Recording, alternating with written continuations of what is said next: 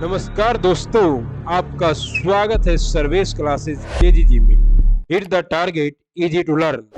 Please like, subscribe and share the channel. BPSC super TET test series paper 2 के लिए, जो कि आपके एग्जाम में है मोस्ट इम्पोर्टेंट, जिस पर बनेगा आपका मेरिट और मिलेगी आपको शिक्षक की नौकरी, वो प्लेटफॉर्म का ऑनलाइन पेड टेस्ट आपके लिए फ्री लेकर आपके बीच उपस्थित है आपका भाई सर्वेश। यह है आपका टेस्ट नंबर 1 और टेस्ट नंबर 2 भी कराया जाएगा। और साथियों, इसमें आपको मिलेंगे 150 प्रश्न, वो भी कंप्लीट ऑपरेशन के साथ। और अपने चैनल का सर्वेश क्लासेस केजीजी का तो नारा ही है, शिक्षक तो बने के बाद। शिक्षक तो बने के बाद सीरीज के तहत आ गए हैं आपके बीच। और अगर आपने अभी तक इस क्लास को नहीं देखा है, हिंदी के 200 प्रश्नों का महाकुंभ, इस कुंभ से जो नहाकर बाहर निकलेगा वो अपना शिक्षक बनने का सीट रिजर्व कर पाएगा। गुरु चेला क्लास में यह सीरीज आप अवश्य देखें मेरे प्यारे गुरुजी। जितने भी भविष्य के गुरुजी हैं, उन सबों का स्वागत करता हूं आज के इस धमाकेदार टेस्ट सीरीज के क्लास में।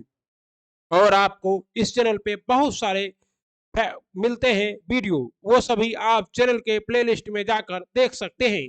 आप चैनल को सब्सक्राइब करना बिल्कुल मत भूलिएगा प्यारे गुरुजी, भाभी, टीचर। आइए स्टार्ट करते हैं बीपीएससी सुपर टेट का, बीपीएससी शिक्षक भर्ती परीक्षा का online paid test free free free free, शिक्षक तो बने के बाद सीरीज के तहत। आइए, वेलकम। और आज का हमारा जो टेस्ट है, ये कंप्लीट टेस्ट है आपके लिए, और इसमें आपको 150 प्रश्न, वो भी पूरा डिटेल डिस्कशन के साथ कराया जाएगा। सबसे पहला सवाल आपके स्क्रीन पर आ चुका है। कांच के एक टुकड़े, कांच के एक वर्गाकार टुकड़े का क्षेत्रफल 961 मीटर है। मतलब क्या है, कांच का कैसा टुकड़ा है, एक वर्गाकार टुकड़ा है, और वर्गाकार टुकड़े का क्षेत्रफल, एक सेकेंड, वर्गाकार टुकड़े का क्षेत्रफल कितना है, 961 सेंटीमीटर है। मान लीजिए इस तरह से कांच का एक वर्गाकार टुकड़ा होगा, का क्षेत्रफल कितना है, 961 सेंटीमीटर स्क्वायर है, जो एक मेज के ऊपर रखा हुआ है। किसके ऊपर रखा हुआ है, कोई मेज होगा, उसके ऊपर इस तरह से ये रखा हुआ है। और कांच और मेज की एक भुजा के बीच कितना, 11 सेंटीमीटर है। कांच और मेज की एक भुजा, मतलब मान लीजिए यहाँ रखा हुआ है, यहाँ कितना है, 11 सेंटीमीटर है। और मेज की लंबाई ज्ञात कीजिए। अब मेज की पूरी लंबाई ज्ञात करना है। ओके, सबसे पहले हम लोग क्या करेंगे, मेज की लंबाई कैसे निकालेंगे। तो कांच और मेज की 11, 11 गुना 2 प्लस क्या होगा आपका रूट अंडर 961 मीटर। 11 गुना 2 22 प्लस 961 का रूट कितना निकलता है, 31। तो दोनों को जोड़िएगा तो आपका सही आंसर कितना आएगा, 53 सेंटीमीटर। तो ये जो टेबल है, ये मेज है, मेज की एक भुजा कितनी है, 53 सेंटीमीटर है। कहता है एक बॉक्स में क्या है, एक बॉक्स में 3:5 अनुपात कितने में, 7 में विभिन्न प्रकार के पुराने सिक्के हैं, जिसके मूल्य क्रमशः 1 रुपया, 5 रुपया और 10 रुपया है। यदि बक्सेस में रखे गए सिक्के का कुल मूल्य 2450 है, तो 10 के मूल्य वाले सिक्कों की कुल संख्या कितनी होगी। आइए सबसे पहले हमने मान लेते हैं कि सिक्के का मूल्य का x है, सिक्कों की संख्या कितनी है, x है। आपको इसको बनाने का पता है ही है। तो x अगर है तो 1 प्लस क्या होगा, 3x, 1 इंटू 3x, क्योंकि 1 रुपये के सिक्के कितने हैं, प्लस आपका कितना होगा, plus 5 into 5x, 5 into 5x plus 10 into 7x। Okay, ये अनुपात है आपका 1 रुपया का, तो ये ऐसे मान लिए। और इन सबों का सम कितना है, 2450 रुपया। कितना है, 2450 रुपया है।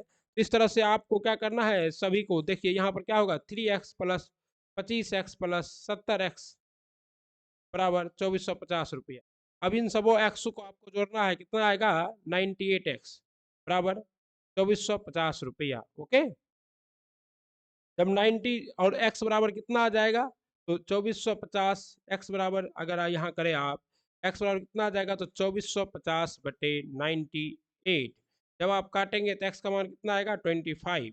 और जब x का मान 25 है, तो 10 रुपये के सिक्के की संख्या कितना है, तो 7 गुना 25, 7 गुना 25 यानी 25 सत 175। तो 10 रुपये के सिक्कों की संख्या कितनी है, 175।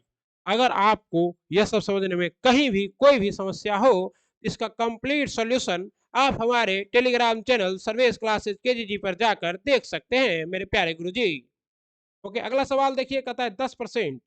क्या है अगला सवाल, कहता है 10% और 20% की दो क्रमागत छूटों के बाद एक वस्तु का विक्रय मूल्य 1836 है। यदि वस्तु का क्रय मूल्य बाजार मूल्य का 50% है तो उसका क्रय मूल्य ज्ञात कीजिए।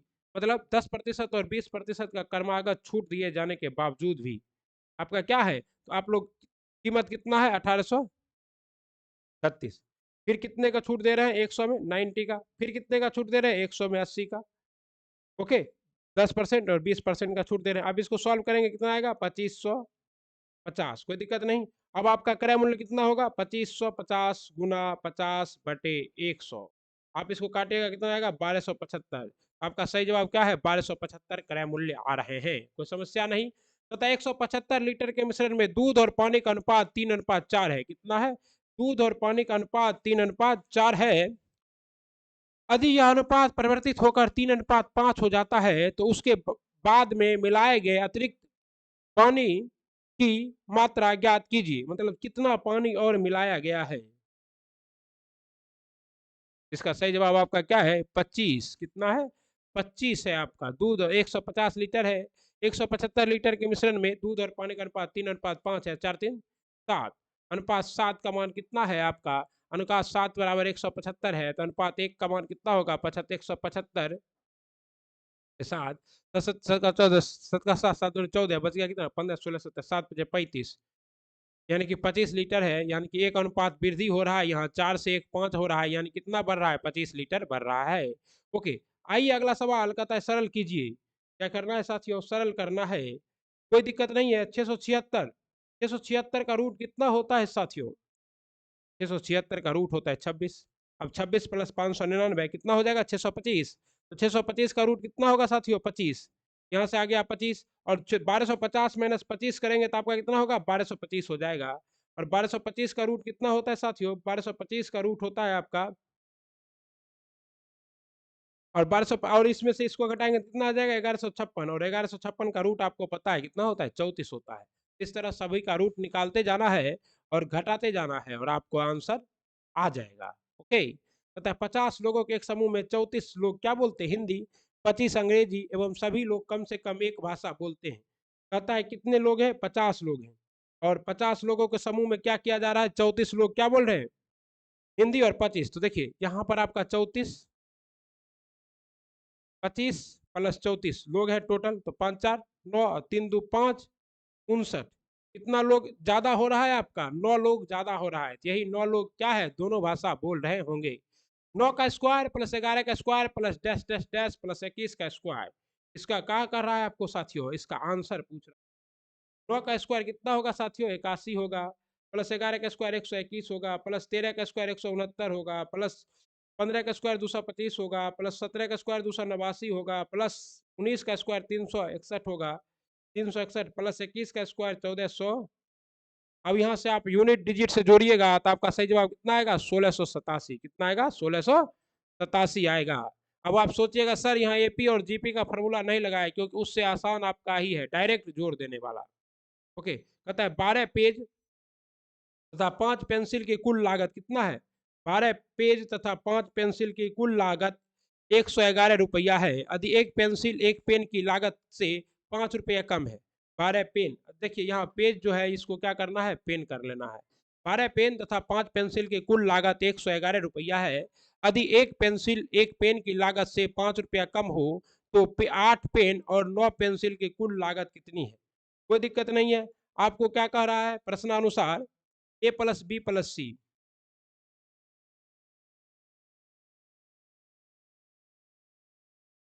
ओके, माना कि पेन की लागत कितना है 100 रुपया है, तो आपका पेन की लागत कितना है 100 रुपया, तो पेंसिल की लागत कितनी हो जाएगी x-5। कितना हो जाएगा x-5, क्योंकि सवाल में दिया है 5 रुपया कम है। और आप कहता है 12 का, तो 12 गुना x प्लस 5 एक्स और माइनस क्या हो जाएगा 25, क्योंकि 5 पेंसिल है। इसका मान दिया हुआ है कितना 111 रुपया है। कितना 111 रुपया दिया है, तो 17 एक्स बराबर कितना हो जाएगा 136 हो जाएगा। एक्स का मान आपको कितना 8 रुपया आ जाएगा।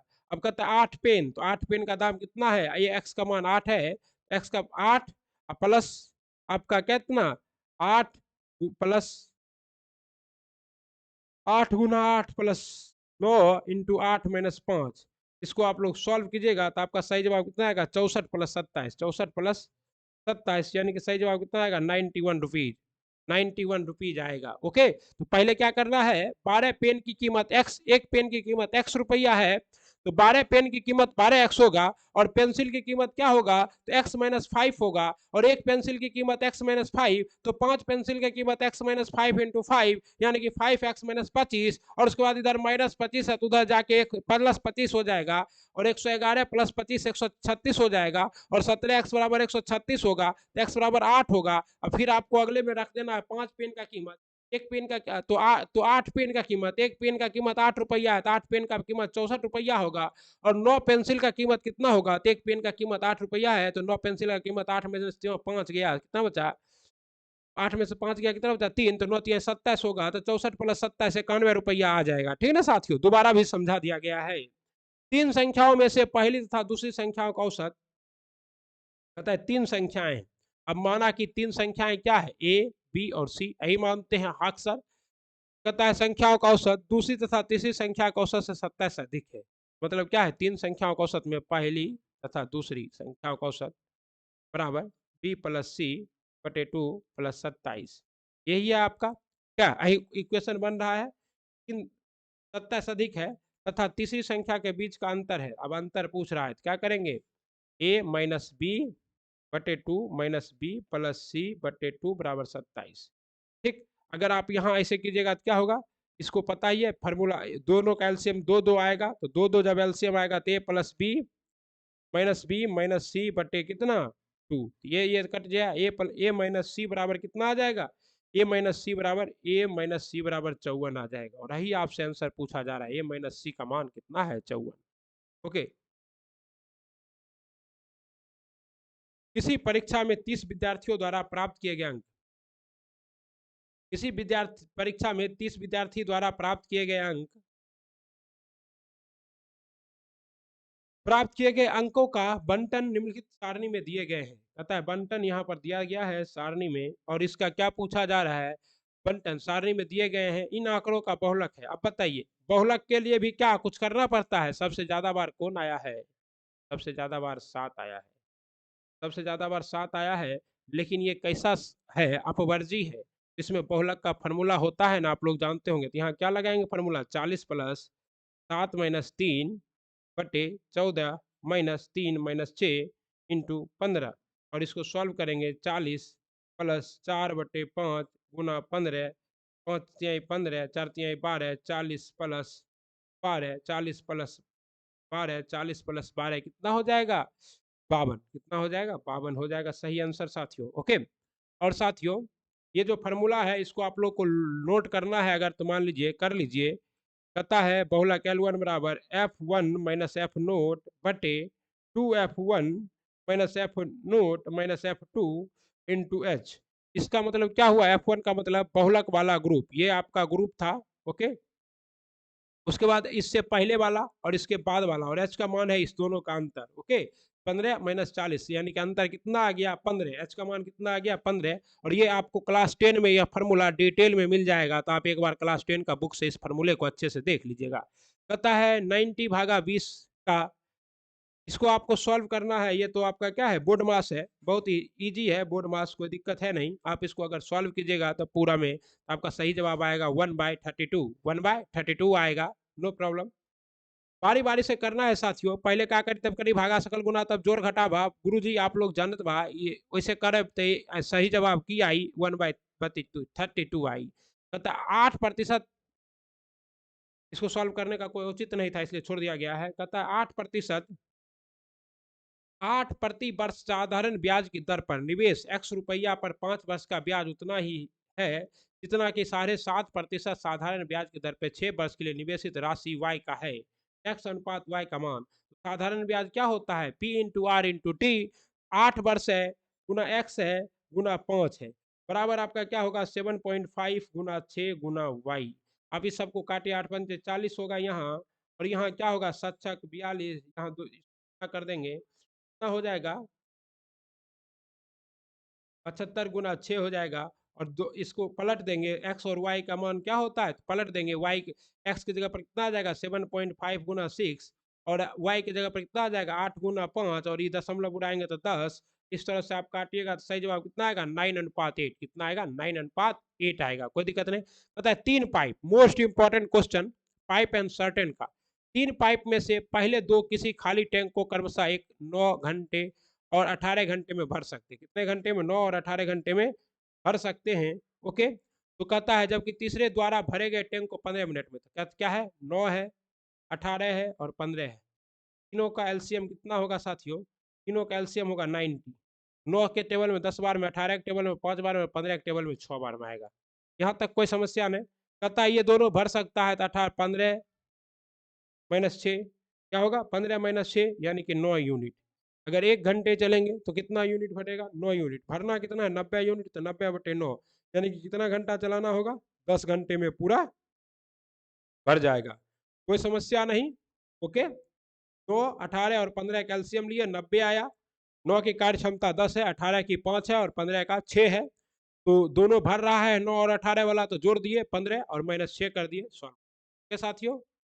और मैथ का अगर डिस्कशन किसी को बहुत अच्छा नहीं लग रहा है तो आप मैथ का डिस्कशन स्किप कर सकते हैं, और उसके बाद जब जीके जीएस का डिस्कशन स्टार्ट होगा तो आप उसके से जुड़ सकते हैं, वो तो डिटेल में कराया जाएगा ही जाएगा। ओके, अगला सवाल है, कहता है 3 दोस्त, कहता है 3 दोस्त अमन, ईशान और अनीस के पास क्रमशः 12, 16 और 3 सेब हैं। यदि अमन अनीस के पास ईशान को सेबों की संख्या का दुगुना है, दुगुना ईशान और 4 सेब देता है, तो अमन के पास कितने सेब बचे हैं। प्रश्न के अनुसार अमन के पास कितना है, अमन भैया के पास कितना है, भैया अमन के पास है 12, तथा ईशान के पास कितना है, ईशान के पास है 16। ओके, और अनीस के पास कितना है, अनीस के पास है आपका कितना 3 सेब। ओके, इसी में कोई दिक्कत। अमन ईशान को देता है, अमन ईशान को कितना देता है, तो अमन ईशान को देता है 3 गुना 2 यानी कि 6 सेब देता है। कितना सेब देता है, 6 सेब देता है। और फिर अमन अनीस को 4 सेब देता है, अमन अनीस को कितना सेब देता है, 4 सेब देता है। 6 और 4, अतः अमन के पास कितना होगा, तो 12 माइनस 6 माइनस 4 यानी कि 2 सेब बचेगा। उसके पास कितना सेब बचेगा, 2 सेब बचेगा, क्योंकि उसके पास था कितना, अमन के पास 12 सेब था। 4 उसने किसे दे दिया, उसने 3 गुना 2 सेब दे दिया किसे, ईशान को, और 4 सेब दे दिया अमन ने अनीस को, तो उसके पास 2 सेब बचे। कहता है ये आपका सॉल्व करना है। कहता है 23 होल 2/7 एम लंबाई की 15 छोटी छरों को जोड़कर एक बड़ी छर बनाया गया। इसको क्या करना है, आपको कुछ नहीं करना है, इसको गुना करना है। 23 होल 2/7 इंटू 15, आप इसको सॉल्व कीजिएगा, सही जवाब आएगा 349 होल 2/17, 349 होल 2/7। ओके, कहता है किसी संख्या में को के 15% को जब जब दूसरी संख्या के 30% से जोड़ा जाता है, तो यह दोनों संख्याओं के योग का 24% प्रदान करता है। कितना प्रदान करता है, 24% प्रदान करता है। तो यह दोनों संख्या के योग का 24% प्रदान करता है। वह बड़ी संख्या छोटी संख्या की तुलना में 4 अधिक है, संख्या ज्ञात कीजिए। अगर मान लीजिए बड़ी संख्या x है, छोटी संख्या x है, पहली संख्या, दूसरी संख्या क्या होगी, x+4 होगी, कोई दिक्कत नहीं। अब क्या कहता है, कहता है x इंटू 15% प्लस प्लस क्या होगा, x+4 का कितना प्रतिशत, 30%, बराबर में क्या होगा साथियों, आपका बराबर में होगा ये x+4 का 24%। ओके, यही है आपका 24%। ठीक, अगले बार से इन सबों को जो है से ही सभी सवाल को कट कर लिया जाएगा और फिर कराया जाएगा, क्योंकि सवाल बहुत लंबे लंबे हैं, थोड़ा सा समस्या हो रहा है। यहाँ क्या आएगा साथियों, यहाँ आएगा, इसको यहाँ करते हैं, यहाँ से जा रहे हैं यहाँ, ठीक, 15 x+4 इंटू 30 बराबर 2x+4 इंटू 24। ओके, यहाँ क्या आएगा, 15x+30x+120 बराबर 48x+96। ओके, अब कितना आ जाएगा, 45x+120 ओके बराबर 48x+96। अब कहता है 48x माइनस 45x बराबर 120 माइनस 96।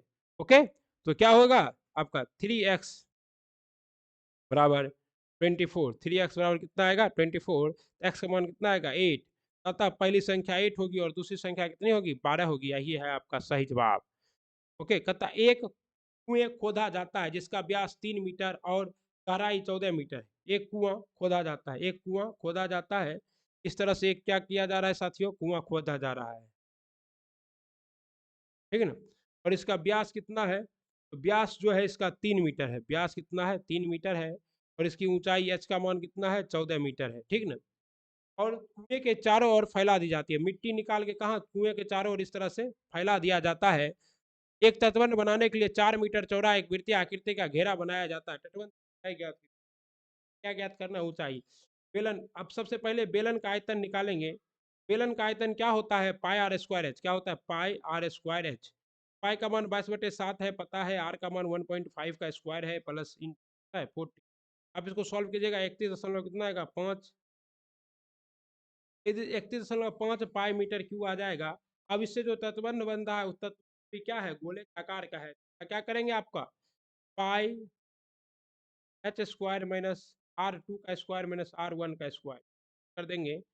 पाई एच 5.5 का स्क्वायर माइनस 0.5 का स्क्वायर, यानी कि कितना आ जाएगा आपको 28 पाई एच मीटर स्क्वायर, कितना आ जाएगा 28 पाई। आता अब कुएं का आयतन बराबर तटबंध का आयतन होगा, कुएं का आयतन कितना था 31.5 पाई बराबर 28 पाई एच। अब एच का मान कितना हो जाएगा 31.5 पाई बटे 28 पाई, पाई पाई कट गया और 31/8 को कितना 9/8 आंसर आया, कितना आया 9/8 आंसर आया। ओके, टॉम के पिता टॉम को 3 गुना बड़े, टॉम के पिता क्या है टॉम से 3 गुना बड़े हैं। 10 साल पहले टॉम के पिता की आयु टॉम की आयु से 7 गुना थी। टॉम की वर्तमान आयु कितनी है, टॉम की वर्तमान आयु कितनी है 15 वर्ष है। अब फटाफट आंसर करा दे क्या, सोल्यूशन यहाँ पर गिजबिजा जा रहा है। आइए हम लोग डायरेक्ट चलते हैं कहाँ, और उसके बाद लास्ट में मैथ करेंगे, लास्ट में मैथ करेंगे क्योंकि बहुत सारे हमारे साथी ऐसे हैं जिनको मैथ में मजा नहीं आ रहा होगा। ठीक, आइए हम लोग यहाँ से स्टार्ट करते हैं, मैथ खत्म और हम लोग स्टार्ट कर दिए क्या चीज आपका जीके जीएस। अगले बार आज से पहले जीके जीएस करेंगे और फिर मैथ करेंगे। जिनको जीके जीएस के बाद मैथ देखना होगा वो देखेंगे और जिनको नहीं देखना होगा वो अपना चले जाएंगे, क्योंकि यहाँ मैथ कराया तो जा रहा है लेकिन मजा को ही उतना नहीं आ रहा है कि बोर्ड छोटा है तो दिक्कत थोड़ा होगा ही। आइए, आपका पहला सवाल है, निम्नलिखित कार्यक्रम को ध्यान दीजिए। वानिकीकरण और व्यर्थ भूमि विकास और पुनर्निर्माण और विद्यमान वनों में पुनः पौधारोपण, लकड़ी के अन्य विकल्पों को प्रोत्साहित और अन्य प्रकार के ईंधन की पूर्ति, पीड़कों और कीटों से होने वाले क्षय से वन क्षेत्र को हानि और रोकने के लिए पीड़कनाशी और कीटनाशी के व्यापक प्रयोग का समर्थन। राष्ट्रीय वन नीति 1998 में सम्मिलित है। तो राष्ट्रीय वन नीति 1988 में सम्मिलित है। एक, वानिकीकरण एवं व्यर्थ भूमि का विकास। दूसरा, पुनर्निर्वाणीकरण और विद्यमान वनों में क्या है वनों में पुनः पौधारोपण, लकड़ी के अन्य विकल्पों को प्रोत्साहन और अन्य प्रकार के ईंधन की पूर्ति। अतः आपका सही जवाब क्या है 1, 2 और 3, 1, 2 और 3 ये सभी सम्मिलित है। सकल राष्ट्रीय उत्पाद किसके बराबर होता है, सकल राष्ट्रीय उत्पाद किसके बराबर होता है, सकल राष्ट्रीय उत्पाद सकल घरेलू उत्पाद प्लस विदेशों से प्राप्त निवल कारक के बराबर होता है। विदेशों से प्राप्त निवल कारक के बराबर होता है आपका सकल। आपका इसका फॉर्मूला भी है क्या चीज, जीएनपी। जीएनपी बराबर GDP, GDP plus X minus M. Okay, आप लोग इसको जानते होंगे। मणिपुरी मार्शल आर्ट की एक शैली है, मणिपुरी मार्शल आर्ट की एक शैली है थांगता।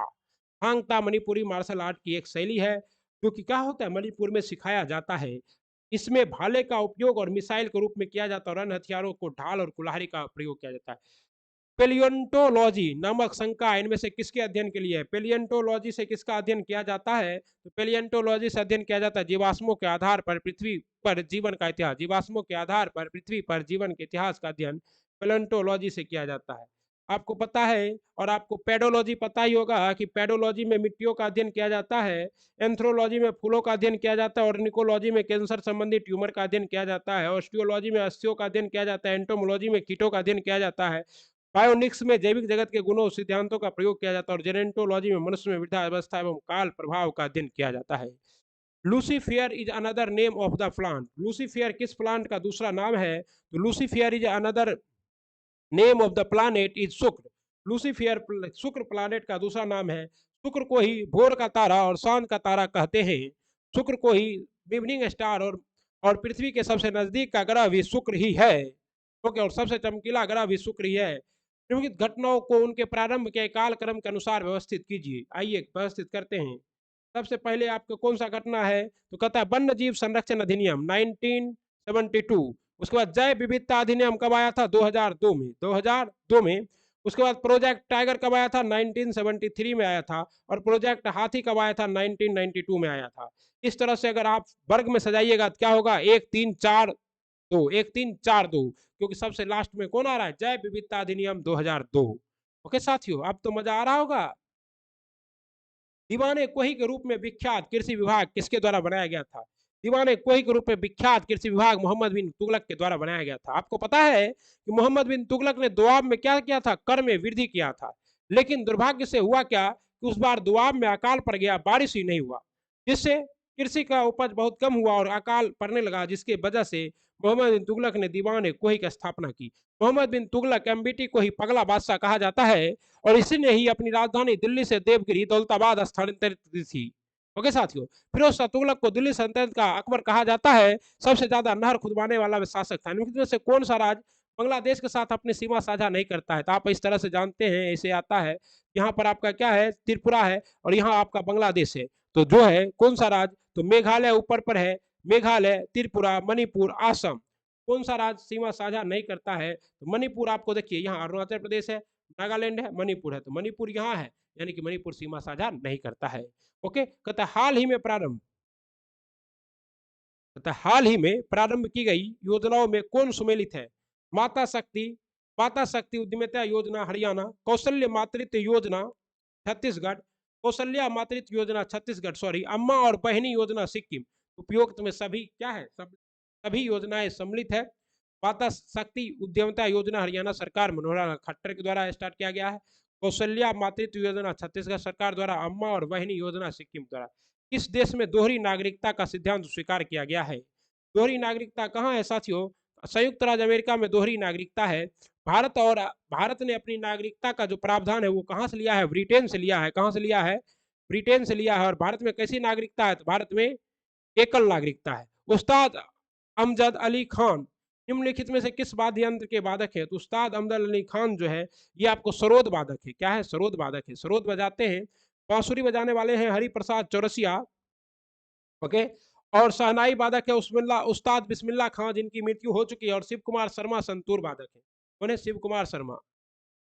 शिव कुमार शर्मा। चैनल को लाइक, सब्सक्राइब और शेयर करना ना भूले साथियों। World wild life fund WWF का प्रतीक कौन सा जानवर है? वर्ल्ड वाइल्ड लाइफ का WWF का प्रतीक है ज्वाइंट पांडा। धौलाधर शिखर शिखर कौन सी हिमालय श्रेणी में स्थित है? और आपको पता है वर्ल्ड वाइड फंड WWF ने वर्ष 1961 में अपनी स्थापना की थी और इसका संगठन के प्रतीक चिन्ह के रूप में ज्वाइंट पांडा को अपनाया गया। इसका वैज्ञानिक नाम है एल्यूपुरा पोंडा। ओके, इसका निवास स्थान मुख्यतः शीतोष्ण चौड़ी पत्ती वाले वृक्षों में होते हैं। धौलाधर किसके बीच स्थित है? धौलाधर हिमालय किसके बीच स्थित है? धौलाधर श्रृंखला कौन सी हिमालय श्रेणी में स्थित है? तो धौलाधर आपका स्थित है लघु हिमालय में। और धौलाधर और पीर पंजाल के बीच स्थित है आपका जम्मू एंड कश्मीर। ओके साथियों, पीर पंजाल पर्वत पर जम्मू कश्मीर है और धौलाधर पर क्या है? हिमाचल प्रदेश है। क्या है? हिमाचल प्रदेश। कुल्लू मनाली, समझे? कुल्लू मनाली कहाँ है? धौलाधर पर्वत श्रेणी में ही है। महाभारत पर्वत श्रेणी में है नेपाल। और आपका लांग टिब्बा पर्वत श्रेणी में भी नेपाल है। और मसूरी पर्वत श्रेणी में क्या है आपका? उत्तराखंड। उत्तराखंड। व्हाट इज इनिशिया? जड़त्व क्या है? आपको पता है न्यूटन के प्रथम गति के नियम से जड़त्व की परिभाषा मिलती है। और जड़त्व क्या है? वर्तमान स्थिति में होने वाले परिवर्तन का प्रतिरोध करने की प्रवृत्ति। जड़त्व है अगर कोई वस्तु गति में है वो खुद को गति में बनाए रखना चाहता है। और यदि कोई वस्तु क्या है? विराम में है, वो खुद को विराम में ही बनाए रखना चाहता है। इसी को क्या कहते हैं? जड़त्व कहते हैं साथियों।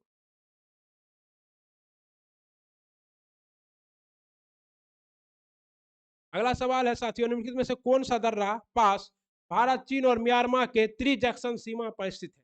बताइए कौन सा त्रिजैक्शन पर स्थित होगा? खारदुंगला दर्रा कहाँ है? लद्दाख में है। ओके, आप लोग खारदुंगला दर्रा जानते हैं।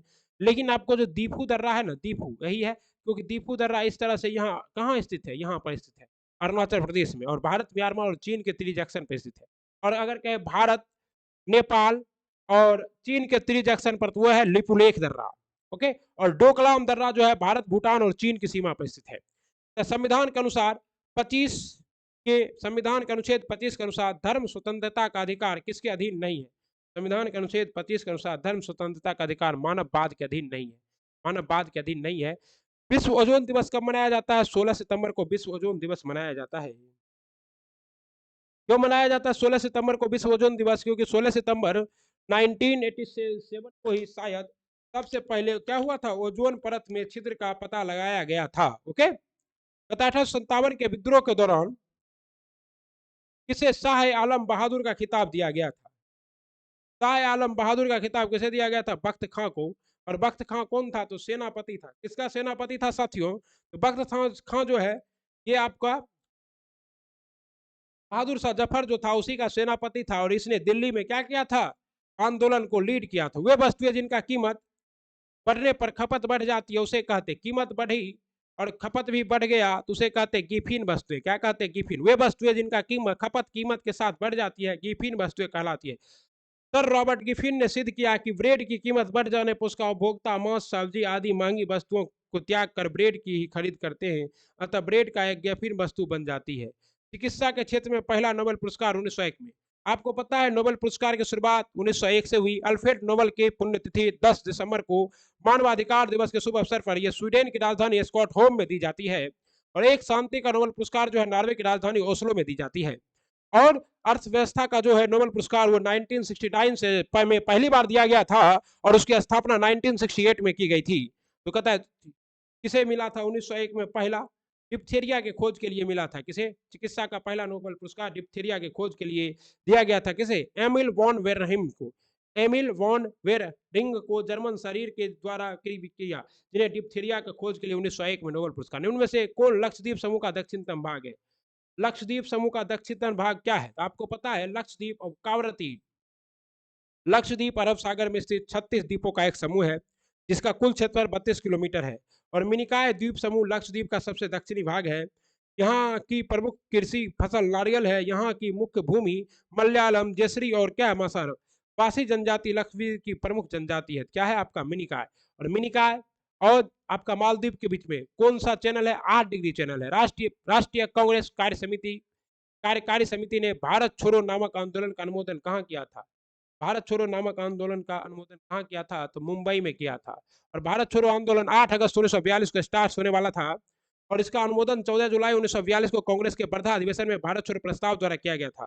लेकिन ऑपरेशन जीरो आवर के तहत 8 अगस्त की रात को ही सभी बड़े नेताओं को गिरफ्तार कर लिया गया था और 9 अगस्त को जब यह आंदोलन स्टार्ट हुआ साथियों तो उस दिन यह आंदोलन क्या था?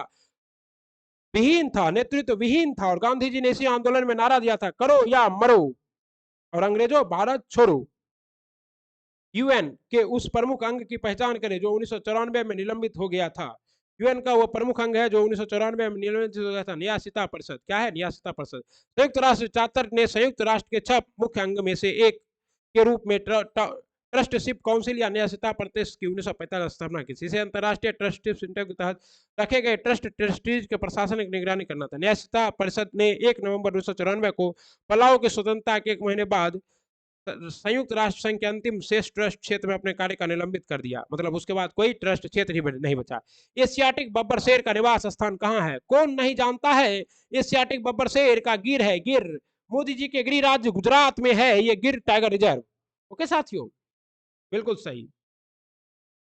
अगला सवाल देखा जाए। वीडियो में मजा आ रहा है तो चैनल को लाइक, सब्सक्राइब और शेयर करना ना भूले। चंद्रमा की सतह पर चलने वाला प्रथम मानव चालित विमान था। चंद्रमा की सतह पर चलने वाला प्रथम मानव रहित विमान था लूनार रोवर। क्या था? Lunar rover. और लूनार रोवर को किसने भेजा था? तो लूनार रोवर मानव चालित पहले मून रोवर था, ठीक ना। और इसे रूस ने भेजा था। गांधी जी का सर्वोदय से क्या तात्पर्य है? सर्वोदय से वही तात्पर्य है सबका सबका विकास, दलितों का उत्थान, अछूतों और दलितों का उत्थान, मतलब सर्वोदय। ओके। और गांधी ने ये सर्वोदय का नारा जो है सबने अवज्ञा आंदोलन के बाद दिया था। मौलिक कर्तव्य से संबंधित निम्नलिखित में से कौन सा कथन सही नहीं है? आइए देखते हैं मौलिक कर्तव्य। उन्हें परम आदर्श द्वारा प्रभावी बनाया जा सकता है। बिल्कुल सही है। मौलिक कर्तव्य को परम आदेश द्वारा प्रभावी नहीं बनाया जा सकता है साथियों, क्योंकि मौलिक कर्तव्य अपरिवर्तनीय है। क्या है? अपरिवर्तनीय है। मतलब क्या है कि मौलिक कर्तव्य को आप न्यायालय में लेकर नहीं जा सकते, ये जनता का अपना मन है, वो मौलिक कर्तव्य को पूरा करे या ना करे। क्या सही बात है ना? बोलिए वृंदावन बिहारी लाल की जय। मजा आ रहा है गुरु जी? निम्नलिखित में से कौन सा विकल्प सुमेलित नहीं है? निम्नलिखित में से कौन सा विकल्प सुमेलित नहीं है? हिमायत सागर झील तेलंगाना सही है। तोमसुंग झील मेघालय, तोमसुंग झील मेघालय में नहीं है साथियों, ये कहाँ है? सिक्किम में। ठीक, उसके बाद राजसमंद झील राजस्थान, रेणुका झील हिमाचल प्रदेश, और रेणुका झील ही देखिए, this fact given by only for service classes KGG. यह जो फैक्ट आपको दिया जा रहा है क्योंकि यह प्रश्न बिहार के ईएसआई दरोगा में पूछा गया है, और आपका भाई 2 बार दरोगा और 1 बार बीपीएससी क्वालिफाई है, इसलिए आपको डिटेल में बताएगा कि रेणुका झील जो है ये हिमाचल प्रदेश में है। ये भारत की सबसे छोटी आर्द्र भूमि है, सबसे छोटी क्या चीज? आर्द्र भूमि है, वेटलैंड है, भारत की सबसे छोटी, भारत की सबसे छोटी छोटी छोटी आर्द्र भूमि है। अमुक्त मालयाद का लेखन किसने किया? अमुक्त मालयाद का लेखन कृष्णदेव राय ने किया। कृष्णदेव राय खुद एक कवि थे। ओके, अमुक्त मालयाद की रचना कृष्णदेव राय ने तेलुगु भाषा में की थी, जबकि जम्बाती कल्याणम संस्कृत भाषा में। कृष्णदेव राय के दरबार में तेलुगु साहित्य के 8 सर्वश्रेष्ठ कवि रहते थे, जिन्हें अष्ट दिग्गज कहा जाता है। इनके शासनकाल में तेलुगु साहित्य का क्लासिकल युग कहा जाता है। ओके साथियों, गुरुजी, प्यारे गुरुजी, हमारे दुलारे गुरुजी, वीडियो को लाइक शेयर और सब्सक्राइब करना भूल गए हैं क्या? तो कर दीजिए। आपका भाई मेहनत कर रहा है, आपको लाइक सब्सक्राइब और शेयर करने में आपके घर से कुछ भी नहीं जाता है। इनमें कौन सा मानव अमाशय का भाग नहीं है? मानव अमाशय का भाग नहीं है हृदय, हृदय, हृदय, हृदय। फंडिक है, फंडिक खाने को रोकता है। सिकम भी है, सिकम में खाना जमा रहता है, और पाइलेरिक में खाना में पचता है। सिली पॉइंट, स्लिप और गली शब्दों का प्रयोग किस खेल में होता है? एकदम क्रिकेट, आईपीएल आप लोग रोज देखते हैं। स्लिप पॉइंट, स्लिप और गली। एचिंसन कमीशन 1886 को डैश में सुधारों की सिफारिश करने के लिए नियुक्त किया गया था। किसमें? तो भारतीय नागरिक सेवा में। भारतीय नागरिक सेवा में सुधार के लिए 1886 ईस्वी में एचिंसन कमीशन का गठन किया गया था। किसका? एचिंसन कमीशन का। बस इसको 2 बार देखना है। मोस्ट इंपॉर्टेंट सेट है साथियों, यहाँ से बहुत सारे प्रश्न आएंगे। प्लेटफॉर्म हर क्षेत्र में नंबर 1 है, कोचिंग के मामले में, बिहार के मामले में। पृथ्वी के चारों ओर चंद्रमा की गति के कारण होता है। पृथ्वी के चारों ओर चंद्रमा की गति के कारण क्या होता है साथियों? ये होता है आपका गुरुत्व बल। गति के कारण क्या है? गुरुत्व बल है। ब्रह्मांड में कोई भी निकाय अगर एक दूसरे के चारों ओर चक्कर लगाता है, या पृथ्वी सूर्य के चारों ओर लगा है, या चंद्रमा पृथ्वी के चारों ओर, इसमें गुरुत्व बल का ही योगदान है। ठीक? और नाभिकीय सेंट्रीफ्यूगल फोर्स क्या होता है? केंद्रीय बल, तो मासिंग मशीन में सेंट्रीफ्यूगल फोर्स। और आपका क्या है? Centrifugal force. जब आप चौराहे पर गाड़ी लेकर जाते हैं तो गाड़ी को केंद्र की ओर मोड़ देते हैं, झुका देते हैं, इसे अभिकेंद्रीय बल का उदाहरण कहा जा सकता है। दूध से क्रीम निकालना केंद्रीय बल का उदाहरण है, सेंट्रीफ्यूगल फोर्स का। और नाभिकीय बल परमाणु के अंदर लगने वाले बल है नाभिकीय बल। सर्वप्रथम न्यूटन ने गुरुत्वाकर्षण का प्रतिपादन किया था। तो गुरुत्वाकर्षण का शारीरिक नियम किसने दिया था? न्यूटन ने दिया था। ओके, दो वस्तुओं के वर्ग के बीच के दूरी के वर्ग के व्युत्क्रमानुपाती और उनके मास के समानुपाती होता है गुरुत्वाकर्षण बल। सुरमा नदी, जिसे बराक नदी के नाम से भी जाना जाता है, कहाँ से निकलती? सुरमा नदी, जिसे बराक नदी के नाम से भी जाना जाता है, मणिपुर की पहाड़ियों से निकलती है। ओके, भारत की संसद किसके या किनके द्वारा मंत्रिपरिषद के कृत्यों के ऊपर नियंत्रण रखता है? देखिए, अब क्या है कि भारत का संसद अभी विवादों में है, क्योंकि संसद के नए सेंट्रल विस्टा प्रोजेक्ट का उद्घाटन कल ही 28 मई को किया जाना है। ओके, और भारत की संसद जो है वो स्थगन प्रस्ताव के द्वारा भी, प्रश्नकाल के द्वारा भी, अनुपूरक प्रश्न के द्वारा भी, इन सबों के द्वारा सरकार पर क्या करता है? आपका प्रभाव रखता है। देखिए, स्थगन प्रस्ताव क्या है? अगर मान लीजिए सरकार किसी मुद्दे से भाग रही है, या कोई मुद्दा जनहित का है जिस पर सरकार चर्चा नहीं करना चाहती है, तो 1/3 सदस्य दस्तखत करके स्थगन पुरस्कार ला सकता है। प्रश्नकाल आप लोग देखते होंगे ही, कुंदरा काल जिसको कहते हैं हम लोग, क्योंकि उस समय जो प्रश्नकाल के दौरान एकदम विधान परिषद हो या फिर विधान संसद हो, लोकसभा, एकदम मछली बिकता है। और अनुपूरक प्रश्न है कि किसी पूछे गए प्रश्न पर, तारांकित प्रश्न पर एक और प्रश्न पूछ लेना, क्या कहलाता है? अनुपूरक। रियो 20 घोषणा पत्र का शीर्षक क्या था? रियो 20 घोषणा पत्र का शीर्षक था the future we want, the future we want, जो हम लोग फ्यूचर, जो हम लोग चाहते हैं। कहता है रियो 20 सम्मेलन का आयोजन प्रथम पृथ्वी शिखर सम्मेलन रियो डी जनवरी 1992 के 20 वर्ष पूरे होने के पश्चात वर्ष 2012 में किया गया था। कब किया गया था?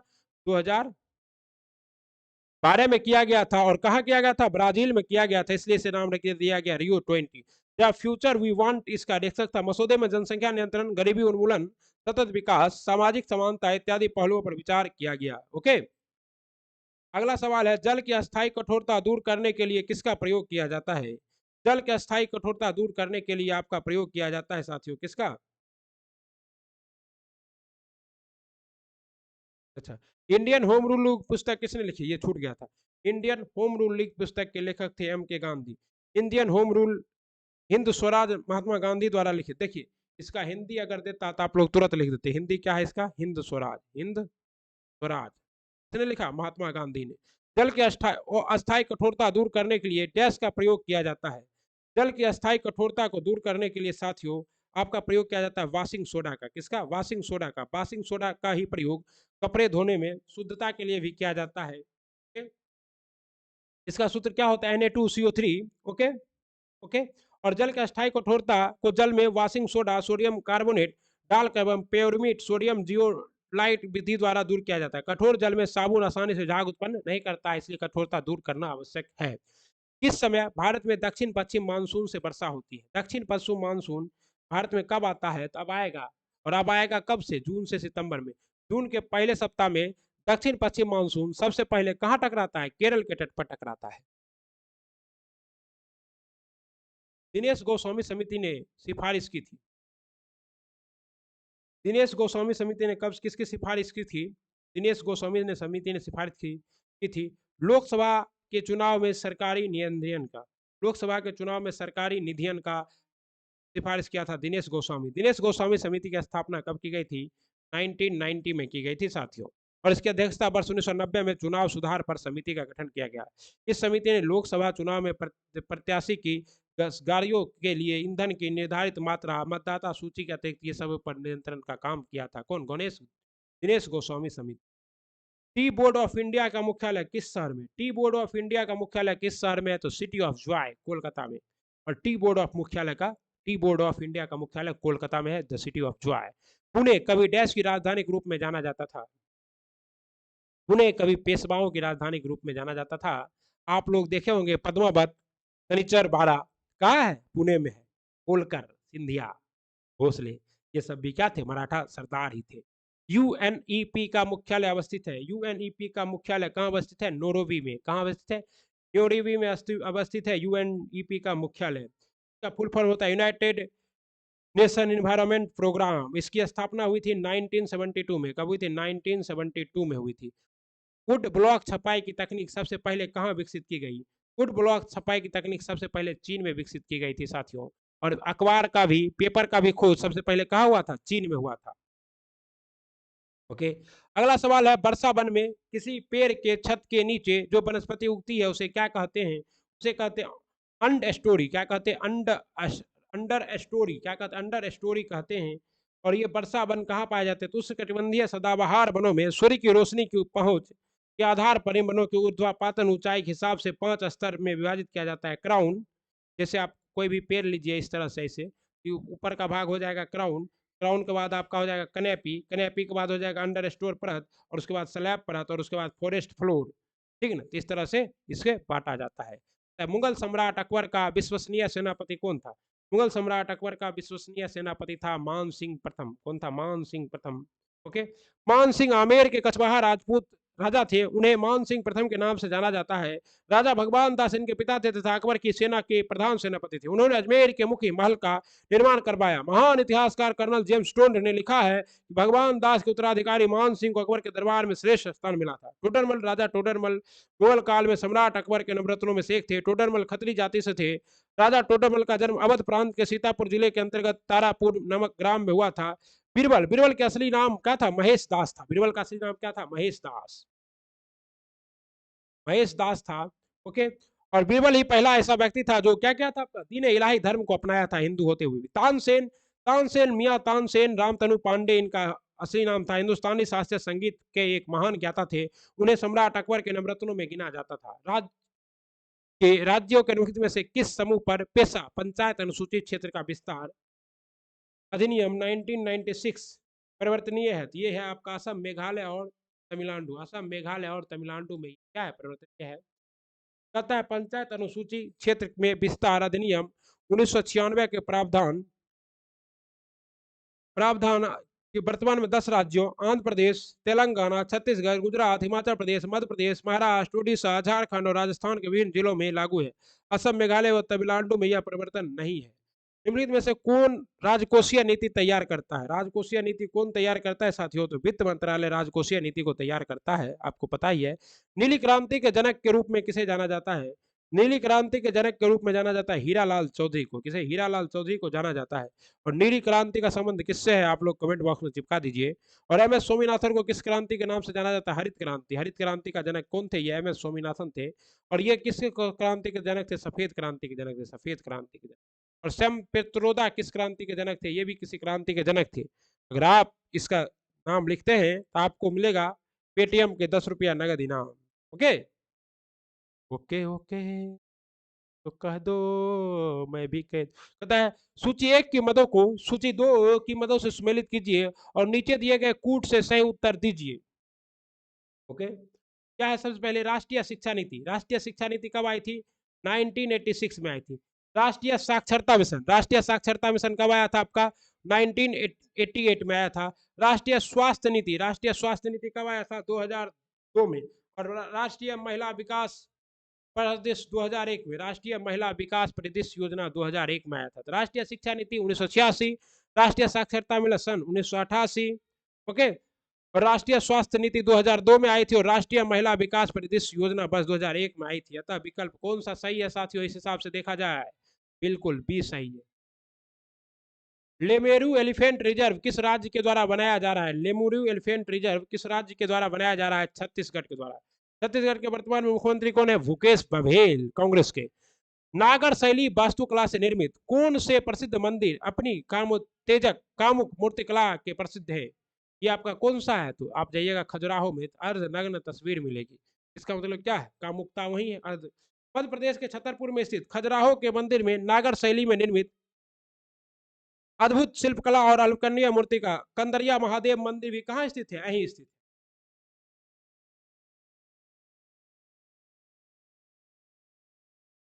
बहारो फूल बरसाओ, 101 क्वेश्चन हो गया है। आराम से दबा के लाइक सब्सक्राइब करो गुरुजी, आगे बढ़ेंगे गुरुजी।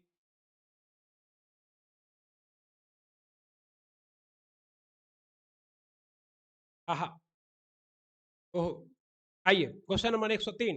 गुरुजी, रउआ लोगन देखन तानी, रउआ लोग का देखतानी?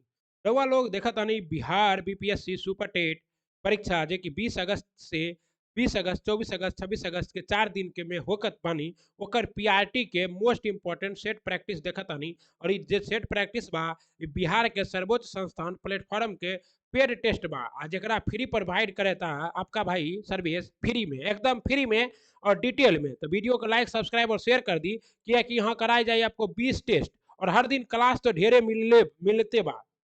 ओके, आइए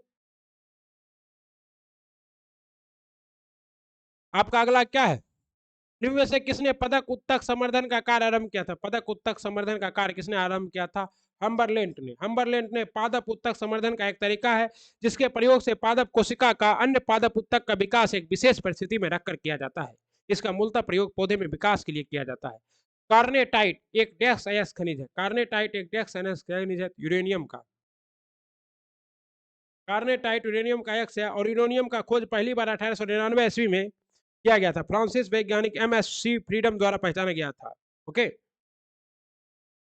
बता रक्त समूह ब्लड ग्रुप की खोज किसने की?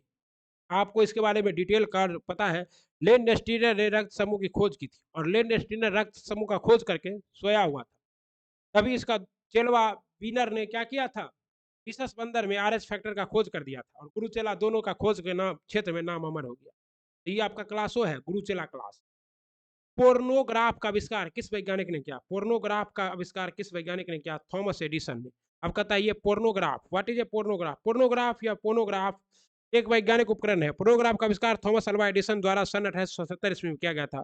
फोनोग्राफ ध्वनि उत्पन्न करने वाला एक उपकरण है जो एक सुई के दोलन को वायु में संचालित कर ध्वनि उत्पन्न करता है। यह ध्वनि के अभिलेखन के काम में लिया जाने वाला एक उपकरण है।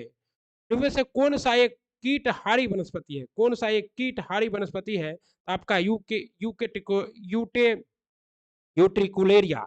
ये क्या करता है? कीट खाता है। और कीट खाने वाले जो पौधे हैं ये कहाँ उगते हैं? तो नाइट्रोजन, जहां जिस जमीन पर नाइट्रोजन की कमी होती है उसी जमीन पर उगता है। इंग्लिश में आपको कहते हैं इसको पिचर प्लांट, कस्कुटा। कस्कुटा तो आपका क्या है? परजीवी पौधा है। विनस ट्रैप, ये सब इसका नाम है। कई प्रतिरोपित कई प्रतिरोपित पौधे इसलिए नहीं बढ़ते क्योंकि प्रतिरोपण के दौरान अधिकांश मूल रोम नष्ट हो जाते हैं। प्रतिरोपण के दौरान अधिकांश मूल रोम नष्ट हो जाते हैं। कहता है the rating for a fuse use in the house hold electric circuit is provide on the of basis of which basis of electric current. Okay साथियों, कहता है घरेलू विद्युत परिपथ में प्रयोग किया जाने वाला फ्यूज के लिए मूल्यांकन रेटिंग उसमें प्रवाहित विद्युत धारा के आधार पर प्रदान की जाती है। ओके, विद्युत फ्यूज हमेशा विद्युत घर में जो है श्रेणी क्रम में ही लगाया जाता है। और कहता है निम्नलिखित में से बुझा हुआ चूना कौन सा है? बुझा हुआ चूना कौन सा है? तो CaOH का होल 2 कैसा चूना है? बुझा हुआ चूना है। प्याज में खाद्य पदार्थ किस रूप में संचित रहते हैं? प्याज में खाद्य पदार्थ किस रूप में संचित रहते हैं? तो सेलुलोज के रूप में संचित रहते हैं प्याज में। प्याज क्या है? तो शल्ककंद है, यानी कि तना है, तना। शैवाल के वर्गीकरण से संबंध में फियोफाइसी के सदस्य को आमतौर पर डैश नाम से जाना जाता है। फियोफाइसी के सदस्य को आमतौर पर डैश भूरे शैवाल के नाम से, किस नाम से? भूरे शैवाल के नाम से जाना जाता है। किसी गैस का आणविक द्रव्यमान होता है? किसी गैस का आणविक द्रव्यमान होता है। प्रश्न आपका आगे है, किसी गैस का आणविक द्रव्यमान होता है, किसी गैस का आणविक द्रव्यमान होता है तो उसके वाष्प दाब से दोगुना होता है साथियों। पता है किसी दवा का एक हितारोधी के रूप में प्रयोग किया जाता है। हितारोधी, एंटी डिस्प्रेसेंट के रूप में किसका प्रयोग किया जाता है? ब्यूपोर्नियो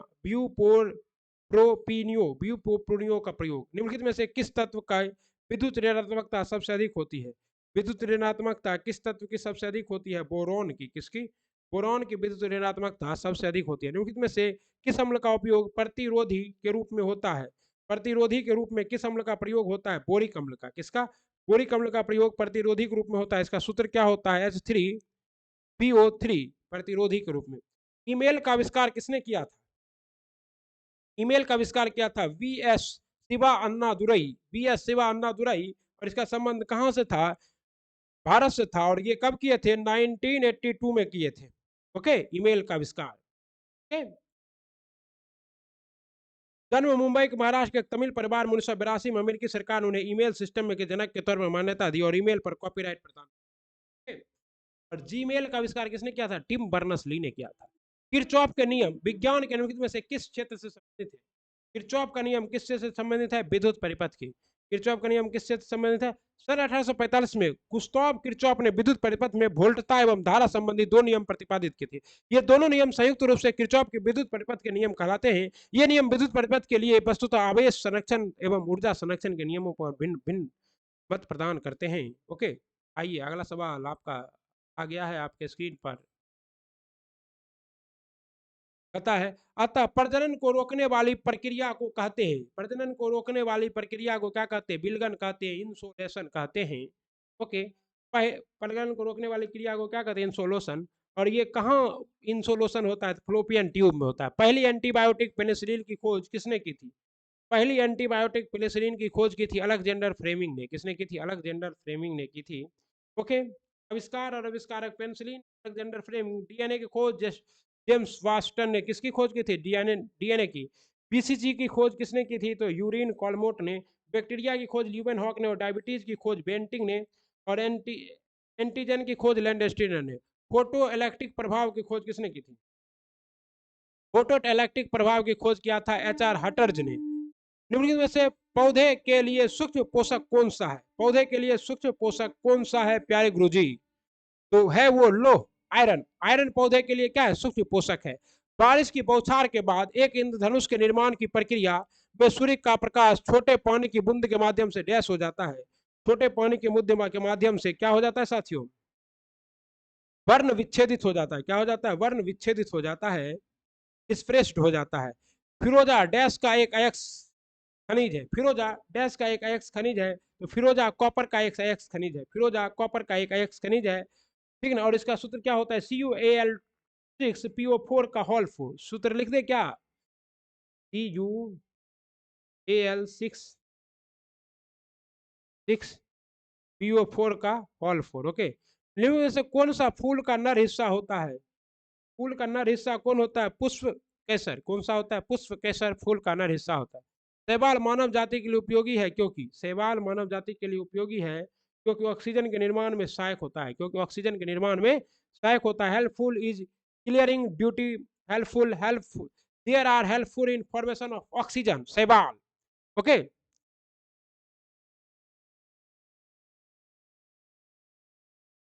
मोतियाबिंद के इलाज के लिए किस दवा का प्रयोग किया जाता है? मोतियाबिंद के इलाज के लिए लेटनोप्रोस्ट का प्रयोग किया जाता है। सोडियम टेट्राबोरेट डेकाहाइड्रेट का साधारण नाम क्या है? तो सोडियम टेट्राबोरेट डेकाहाइड्रेट का साधारण नाम है बोरेक्स। क्या नाम है? बोरेक्स है। सोडियम टेट्राबोरेट डेकाहाइड्रेट का साधारण नाम है बोरेक्स। क्या नाम है? बोरेक्स है। इसे सुहागा के नाम से भी जाना जाता है। सुहागा बोरेन का एक यौगिक खनिज है तथा बोरिक अम्ल का लवण है। प्रायः यह मुलायम होता है। Hydrogen chloride is, hydrogen chloride क्या है? द्विपरमाणुक। हाइड्रोजन क्लोराइड क्या है? द्विपरमाणुक है। कहता है निम्नलिखित में से कौन सा कथन सही नहीं है? निम्नलिखित में से कौन सा कथन सही नहीं है?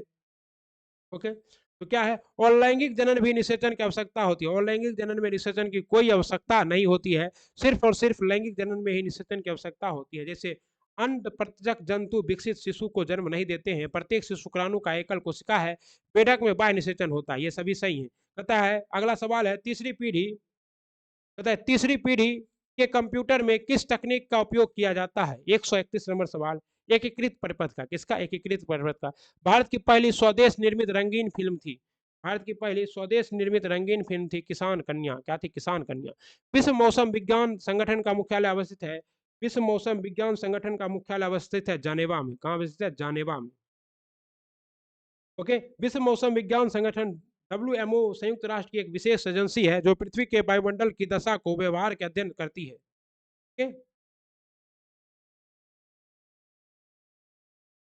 रउआ देखा तानी super TET first detail discussion के साथ राज्य की नीतियों को निर्देशित सिद्धांतों के बारे में लिखित में से कौन सा कथन सत्य नहीं है? सत्य नहीं है, तो आइए देखते हैं। नीतियां बनाने और कानून अभिनियत करते हुए राज्य को ध्यान में रखने वाले आदर्श को दर्शाता है। सही है। वे समुदाय के कल्याण को बढ़ावा देते हैं और इसलिए सामाजिक और समाजवादी है। सही है। ये उल्लंघन के लिए अदालतों द्वारा कानूनी तौर पर परिवर्तनीय नहीं है। बिल्कुल सही है। ये अपने आप परिवर्तनीय होते और इन्हें कार्यान्वयन करने के लिए किसी कानून की आवश्यकता नहीं होती। ये क्या है? गलत है। यही आपका क्या है? आंसर है। ये गलत है। भारतीय टीम के किस खिलाड़ी ने हाल ही में अंतर्राष्ट्रीय क्रिकेट से संन्यास लेने की घोषणा की है? हाल ही में अंतर्राष्ट्रीय क्रिकेट से कौन संन्यास ले लिया है साथियों? तो मुरली विजय ने। G20 रोजगार कार्य समूह की पहली बैठक हाल ही में किस राज्य में आयोजित की गई?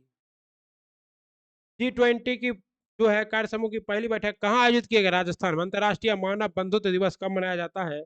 अंतर्राष्ट्रीय मानव बंधुत्व दिवस 4 फरवरी को मनाया जाता है। कब मनाया जाता है? 4 फरवरी को मनाया जाता है। International day of human fraternity मनाया जाता है। दिन का उद्देश्य विभिन्न सांस्कृतिक और धर्मों या विश्वासों के बारे में जागरूकता बढ़ाना और सहिष्णुता को भावना को बढ़ाना। तथा हाल ही में भारत की पहली हरित ऊर्जा आधारित सौर पैनल फैक्ट्री ल्यूमिनस द्वारा किस राज्य में बनाई गई थी? फैक्ट्री ल्यूमिनस किस राज्य में बनाई गई साथियों? उत्तराखंड में। कहाँ बनाई गई? उत्तराखंड में बनाई गई। ओके, भारत में पहला आर्थिक सर्वेक्षण किस वर्ष में प्रस्तुत किया गया? भारत में पहला आर्थिक सर्वेक्षण किस वर्ष में प्रस्तुत किया गया? 1950-51 में प्रस्तुत किया गया साथी। आर्थिक सर्वेक्षण 2022-23 के अनुसार विदेशी मुद्रा भंडार धारक के रूप में भारत विश्व में किस स्थान पर है? तो भारत विश्व में 6ठे स्थान पर विदेशी मुद्रा भंडार के धारक के रूप में। सुर्खियों में रहा बोला टिबियानु, इनमें से किस देश के राष्ट्रपति चुने गए हैं? टिनुबू। बोला टिनुबू किस देश के राष्ट्रपति चुने हैं? नाइजीरिया के। नाइजीरिया में होती है पाम की खेती। 1 मार्च 2023 को घोषणा की गई है। राष्ट्रपति चुनाव में सत्ताधारी पार्टी के उम्मीदवार बोला टिबानु को देश का नया राष्ट्रपति चुना गया है। अगला सवाल है, निःशस्त्रीकरण और प्रसार जागरूकता के लिए अंतर्राष्ट्रीय दिवस 2023 कब मनाया जाता है? अंतर्राष्ट्रीय दिवस 2023 मनाया जाता है 5 मार्च को। कब 5? ग्राहकों के लिए क्वांटम कंप्यूटिंग लाने के लिए एचसीएल टेक्नोलॉजी ने किसके साथ साझेदारी की थी? एचसीएल टेक्नोलॉजी ने किसके साथ साझेदारी की है? माइक्रोसॉफ्ट के साथ। ओके, कहता है 23वां राष्ट्रमंडल कानून सम्मेलन कहाँ शुरू किया गया है? 23वां राष्ट्रमंडल कानून सम्मेलन का शुरुआत हुआ है गोवा में। कहाँ हुआ है? गोवा में 5 से 9 मार्च 2023 तक आयोजित किया गया है। हाल ही में किसने 40 वन वेव इंटरनेट उपग्रह लॉन्च किए हैं? 40 one way internet space x ने, किसने? स्पेस एक्स ने 40 वन वेव इंटरनेट उपग्रह को लॉन्च किया है। ओके, अमेरिका ने निम्नलिखित में से किस ग्रह को अंतर्राष्ट्रीय सीमा के रूप में मान्यता दी है? तो अंतर्राष्ट्रीय सीमा के रूप में अमेरिका ने मान्यता दे दिया है मैकमोहन रेखा को। मैकमोहन रेखा का निर्धारण 1914 में किया गया था सर मैकमोहन के द्वारा। भारत और चीन के बीच, भारत और किस देश ने मिलकर नई दिल्ली में जेफरी वावा प्रदर्शनी का उद्घाटन किया है? जेफरी वावा प्रदर्शनी का उद्घाटन भारत और किस देश ने मिलकर किया है? श्रीलंका ने। भारत और श्रीलंका ने मिलकर नई दिल्ली में जेफरी वावा प्रदर्शनी का उद्घाटन किया। हाल ही में किसने अपनी पहली अंग्रेजी पुस्तक छत्रपति शिवाजी महाराज जारी की है? छत्रपति शिवाजी महाराज पहली अंग्रेजी पुस्तक श्रीमंत कोकाटे, श्रीमंत कोकाटे ने पहली छत्रपति शिवाजी महाराज अंग्रेजी पुस्तक सचित्र जारी की है, फोटो के साथ सचित्र। भारत ने किस वर्ष तक टीबी उन्मूलन का लक्ष्य रखा है? भारत ने 2025 तक टीबी उन्मूलन का लक्ष्य रखा है। और कहता है निम्नलिखित में से कौन सा देश ईरान को पूर्व से सीमाबद्ध करता है? ईरान को पूर्व से सीमाबद्ध करता है आपका अफगानिस्तान। कौन सा देश करता है? अफगानिस्तान करता है। आइए साथियों, अब कुछ मैथ के जो बचे हुए सवाल हैं और मैथ और रीजनिंग के उसको भी कर लेते हैं। लेकिन अब अगले वीडियो से पहले जो है जीके जीएस का सवाल ही कराया जाएगा और फिर कराया जाएगा आपको मैथ का चुनिंदा सवाल। ओके साथियों, आपने देखा है सर्विस क्लासेस केजीजी के साथ most important current affair BPSC set practice पूरा डिटेल के साथ।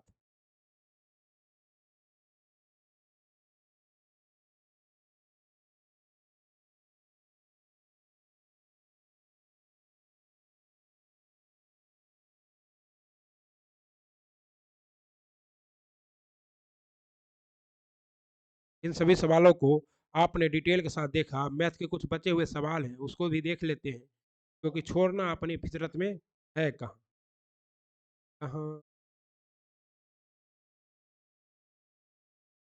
आइए उल्टा ही देखते हैं, पहले रीजनिंग और उसके बाद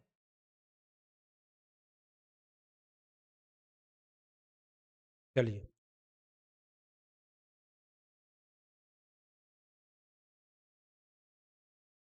पहला सवाल आपके स्क्रीन पर है। रेखा की कक्षा में लड़कियों से दुगुनी संख्या में रेखा ऊपर से 17वें स्थान पर, ऊपर से कितने स्थान पर है? 17वें स्थान पर है। यदि रेखा आगे से 7 लड़कियां, रेखा के आगे से कितनी लड़कियां? 7 लड़कियां। यदि रेखा के आगे 7 लड़कियां और कक्षा में अंतिम से रेखा का एक स्थान 20वां है, अंतिम से स्थान कितना है? 20वां है। रेखा का स्थान कितना है साथियों? बहुत सिंपल है, 20वां है और 17वां है, रेखा बीच में है, तो रेखा का कितना होगा? 17 प्लस 20, 17 प्लस 20 माइनस 1। रेखा का स्थान कितना वर्ग में कुल कितनी लड़की बच्चियां हो जाएगी? 17 प्लस 20 कितना होगा? 37। 7 और 3, 37 माइनस 1 यानी कि 36 बच्चे हैं।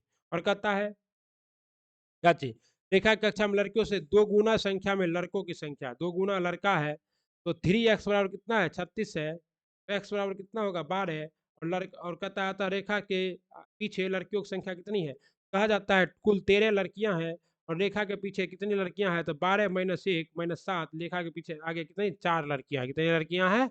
4 लड़कियां हैं रेखा के पीछे, क्योंकि कक्षा में कुल लड़कियों की संख्या कितनी है? 12 है और 12 में 7 लड़कियां आगे ही है और एक रेखा खुद हो गई तो 7 5 7 हो गई, तो रेखा के नीचे कितनी लड़कियां होगा? 7 1 8 लड़कियां, तो रेखा लगा हो गया 4 लड़कियां क्या होगा? नीचे होगा। रेखा के नीचे कितनी लड़कियां होगी? 4 लड़कियां।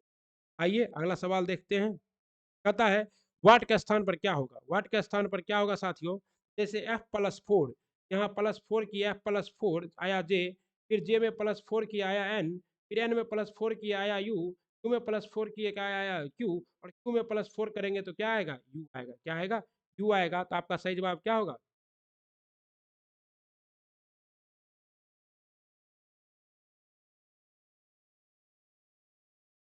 यहाँ पर सॉरी, यहाँ पर यहाँ से प्लस करना।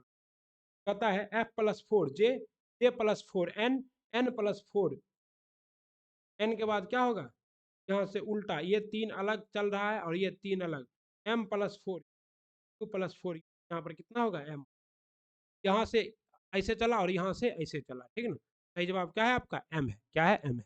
मतलब वन आरेख का चयन कीजिए जो कक्षाओं के दिए गए सेट के बीच संबंधों का सबसे अच्छा प्रतिनिधित्व करता है। ये आपका क्या है, कहता है धातु, गोल्ड और प्लेटिनम। गोल्ड और प्लेटिनम दोनों धातु हैं, लेकिन दोनों अलग अलग धातु हैं, इसलिए सही जवाब क्या होगा, ये होगा। कहता है दी गई श्रृंखला में प्रश्न चिन्ह के स्थान पर निम्न में से क्या आएगा। दी गई श्रृंखला में प्रश्न क्या आएगा, ये दिखाना है आपको। कहता है प्रश्न चिन्ह है कहाँ, पहले ये देख लीजिए, यहाँ है।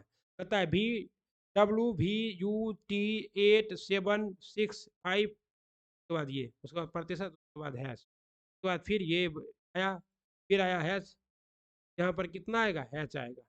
अच्छा है हैच।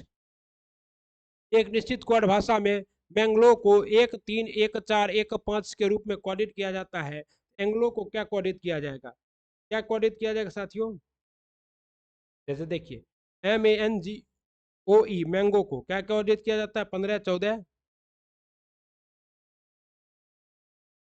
MNO, एक छोड़ के एक को दिखाया गया, 13 14 और 15। इसी तरह इसको E5, जी का कितना होता है साथियों, 7, और जी के बाद ई का कितना होता है, 5, तो 575 कितना होगा, 575। Any doubt. कहता है अगर प्लेसमेंट जब बाएं से दाएं गिने जाए तो चौथे और पांचवें और नवें और 11वें अक्षर को मिलाकर सिर्फ एक अर्थपूर्ण शब्द बनाया जा सकता है। जब बाएं से दाएं गिने जाए, बाएं से दाएं, 1 2 3 4, 4 चौथे, पांचवें, 6 7 8 9, नवें और 11वें, 10 11 11वें, यानी कि RIET से एक ही शब्द बनाया जा सकता है।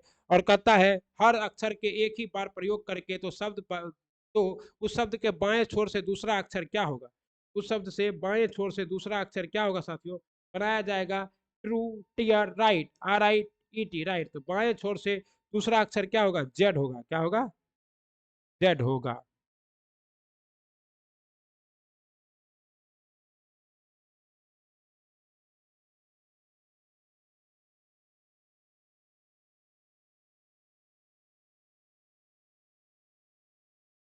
बाएं छोर से दूसरा अक्षर क्या होगा, नहीं होगा, जेड। आइए आगे देखते हैं। कहता है छह व्यक्ति MNX, A, Y और B अलग अलग रंग पसंद करते हैं। M और Y को काला और गुलाबी दोनों पसंद है, काला और गुलाबी दोनों पसंद है, ओके। उसके बाद कहता है A और N को सफेद और गुलाबी दोनों पसंद है, X और B को सफेद और हरा दोनों पसंद है, Y और B को काला और हरा दोनों पसंद है। व्यक्तियों और रंगों का निम्नलिखित में से कौन सा संयोजन सही है।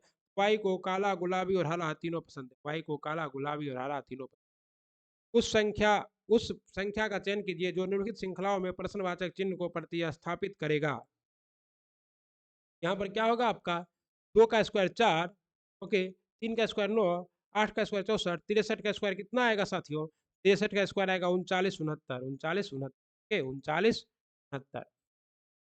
कहता है यदि भाग का अर्थ हो जोड़ तो भाग का अर्थ जोड़ कर देते हैं, गुना का अर्थ है घटाओ, गुना का अर्थ क्या है, घटाओ, तो घटाओ कर देते हैं, घटाओ का अर्थ है गुना, गुना कर देते हैं, और जोड़ का अर्थ है भाग, जोड़ का अर्थ है भाग। तो मान ज्ञात कीजिए, कोई दिक्कत नहीं है। यहाँ क्या हो जाएगा, 2 गुना 3, 2 गुना 3, सॉरी 2 जोड़ 3, 2 जोड़ 3 गुना 3/4, 3/4, और 3/4 -2। अब यहाँ क्या करना है, इसको सॉल्व करना है, नीचे तो 4 रहेगा ही रहेगा। तो सही जवाब आपका कितना आएगा साथियों, 9/4। 4 एक ही में है, इसलिए ज़्यादा दिमाग तो लगाना नहीं है, सीधा आप ये भी कर सकते हैं। तथा उस विकल्प का चयन करिए जो दिए गए शब्दों को सही क्रम में व्यवस्थित करता है, जैसा कि वे अंग्रेजी शब्दकोश में। आर तो सब में है तो छोड़ दीजिए, फिर आर के बाद क्या आएगा, ई वाला आएगा, REA दोनों में है, RED तो पहले 4 नंबर, तो पहले 4 सब में है, उसके बाद 5 नंबर, बाद 5 के बाद कितना आएगा, 5 के बाद 3, 4 5 3, 4 5 3, 4 5 3 दोनों में है, 4 5 3, 4 5 3। अब इस दोनों में से क्या होगा, RUB, तो एक होगा, 4 5 3 1, 4 5 3 1, उसके बाद 2, ठीक ना। अच्छा, जब जब दी गई सीट को जब दी गई सीट को क्या करना है, नवदीक एसिड के मोड़ा जाता है तो कौन सा अक्षर एन दर्शाने वाला अक्षर के विपरीत होगा? एन दर्शाने वाला अक्षर के विपरीत क्या होगा? देख लीजिए आपको क्या है। जेड का विपरीत क्या होगा? बी। एन का विपरीत क्या होगा? ई। डब्ल्यू का विपरीत है तो एन का विपरीत क्या होगा? ई होगा। एन का विपरीत क्या होगा? ई होगा। ई। ओके। कहता है एक बक्से में 5 भिन्न भिन्न काली गेंदे हैं, 3 भिन्न भिन्न सफेद गेंदे हैं और 2 भिन्न लाल गेंदे हैं। भिन्न भिन्न रंगों की 2 गेंदों को चुनने की कितने तरीके होंगे? कितने तरीके होंगे साथियों? कहता है B1 B2 B3 और B5। सफेद गेंद W1 W2 W3, लाल गेंद R1 R2। 2 भिन्न भिन्न गेंदों को चुनने के सही सेकंड तो BW plus WR plus BR सही हो सकता है। यानी कि क्या है? 15 प्लस 16 प्लस कितना 10 बराबर 41 तरीके से कौन महिला का युग्म है? महिला का युग्म कौन है? AD। ये तो क्या है आपका?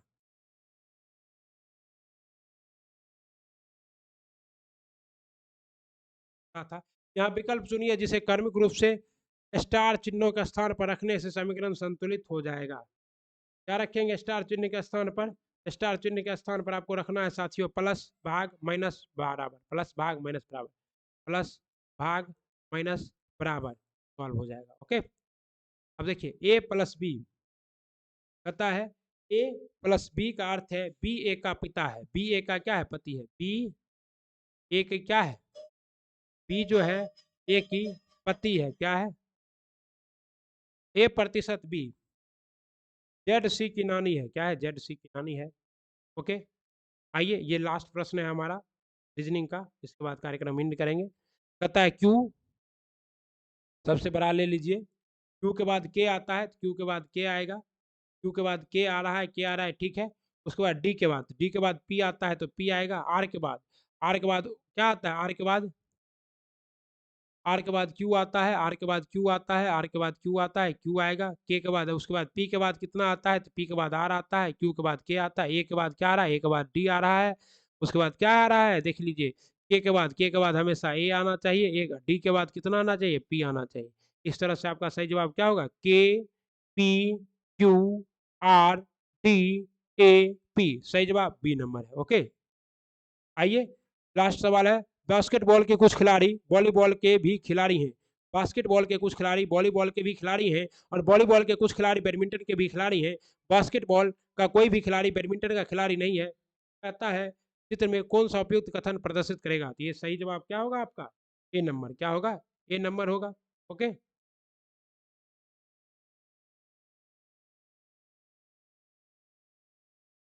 आइए एक और करते हैं। नीचे दिए गए चित्रों में आयत चित्र, आयत किसको दिखा रहा है? आयत पुरुषों को दिखा रहा है।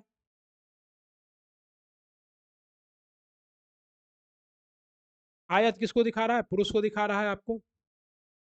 त्रिभुज किसको दिखा रहा है? शिक्षित को दिखा रहा है। वृत्त किसको दिखा रहा है? शहरी लोगों को दिखा रहा है। इनमें से कौन सा शिक्षित पुरुष जो शहरी नहीं है वो प्रदर्शित करता है? शहरी नहीं है तो 11। 11 जो है आपका क्या है? शहरी नहीं है लेकिन शिक्षित है। 11 5 तो शिक्षित ही नहीं है। तथा माना कि कुट भाषा में टाइगर को Q D F F S लिखा जाता है, उसी भाषा में इसे क्या लिखा जाएगा? इसे लिखा जाएगा MDYNQR। ओके। आज की पार्ट यहीं तक। मिलते हैं अगले वीडियो में। तब तक पढ़ते रहिए, बढ़ते रहिए। और आप देख रहे थे साथियों क्या चीज?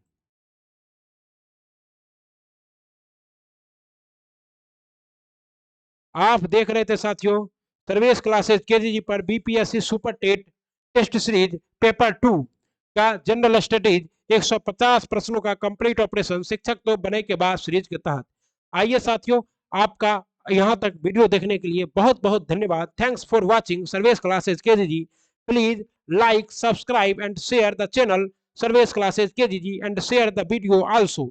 If you have want to connect with me, then you use WhatsApp, Telegram and Instagram to me. Please join WhatsApp, Telegram, Instagram if you have any doubt. See you soon in another video. बहुत बहुत धन्यवाद. Have a nice day. Thank you very much.